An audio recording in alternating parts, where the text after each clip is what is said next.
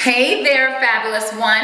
This is your girl, Jill Bullock, and I help prepare and position women to attract healthy, happy love that leads to a lasting marriage. And we first do that by making the right choice, and not just any type of marriage, but a God-centered marriage. So if that is you, and you are in the right room, and I'm so excited that you're joining this scope. This is the No More Lies, Nothing But the Truth YouTube channel, and I'm so glad that you're checking in and seeing what we're talking about today. So hey, in my last series I talked about stop giving the milk away for free.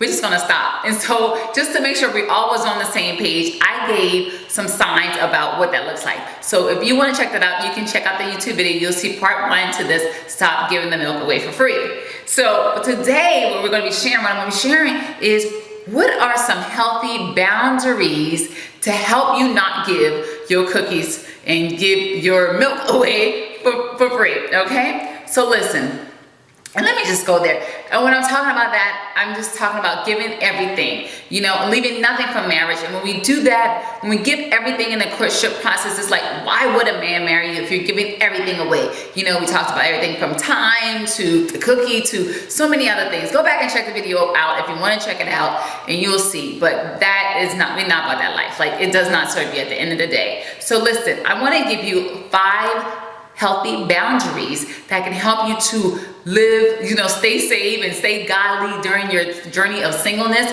and to help you to embark on this journey of abstinence or celibacy if that's your desire. That's definitely what I'm going to encourage you to do. So listen, the first thing is relational boundaries. You need to have some boundaries in regards to the relationships that you have. When you're dating, it should not be time with him. You know, have you ever had that friend who got a new boyfriend and like you guys used to hang out every other day, was on the phone all the time, and she got a new boyfriend and you like, is she still alive? Like, is her pulse still working? Does she still have a heartbeat? I'm just asking because I haven't heard from her. She's disappeared from the world. Right. You like Becky, we gonna call her Becky.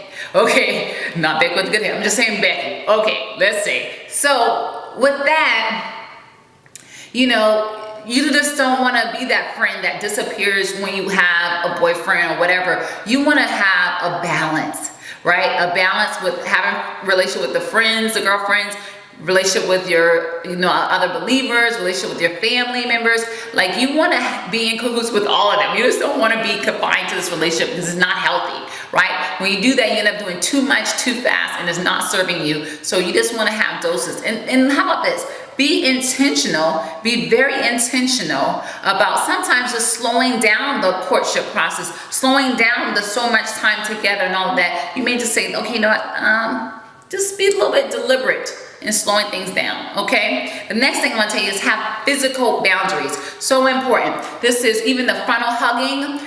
You know what, that can be pretty stimulating if you're in a place where you're abstaining and you're trying to say, okay, hey, I'm going to have better boundaries. I'm not giving up my milk for free. Listen, I'm not trying to be about that hug life. Like, I'm not even be about that whole holding hand life. I always joke and say, when me and my husband was dating, I had been abstaining for over 1.5 years or almost 2 years when I met him, but a year when I met him. And when we had first locked hands, woo, Jesus, the locking of hands I never knew could be so good, okay? But when you are in a place of you're trying to purify yourself from the things of this world and from sexual immorality, then that can be pretty powerful. So I'm going to tell you not even to do that, not even to kiss. You have to think of like this. What are the things I'm going to say for my husband? And I would encourage you, save that first kiss for your husband. Save even the lockings of hands to your husband. And save, you know, all of that for him at that appointed time. Because I tell you, if you cross these boundaries, you're going to struggle. You know, I was supposed to struggling in that area. So if you don't, you know, take a strong stance, I'm telling you, it's not going to work out for your life. When I took a stand and did these things and had strict boundaries, it became so much more easier for me. And it started with the relational boundaries, the physical boundaries, and then thirdly, spiritual boundaries. You know, sometimes you're dating somebody and you all about God, he's all about God, and you guys want to come together and be all about God. No. Understand that spiritual connection is one of the strongest connections that you can have with somebody. And you don't want to get connected spiritually with somebody that is not your husband. Understand. So you pray on your own. He pray on his own. You pray for your relationship with God. You pray for his relationship with God. Your pastor or someone should be praying over the union, right? And let me just throw this nugget in here. Somebody else should be saying I do before you say I do, right? So you should have somebody covering you in this union, and that's in line with this union. It shouldn't just be you on your own accord. We'll talk about that in another scope. I want to go there. So listen, the fourth thing is boundaries in your conversation, right? When God made you, he made you with your mind, your body, your spirit. You have a will, right? And with that, you connect with the outside world through your senses, through your sight, sound, touch, taste, right? These are the things that you connect to the outside world with. So understand that your conversation needs to be pure. Can't be talking, oh my God, he is so fine. Oh my God, I love your chest. Like, oh my God, you got a 28 pack, like, or whatever, you know, is it an 8 pack, whatever, you know.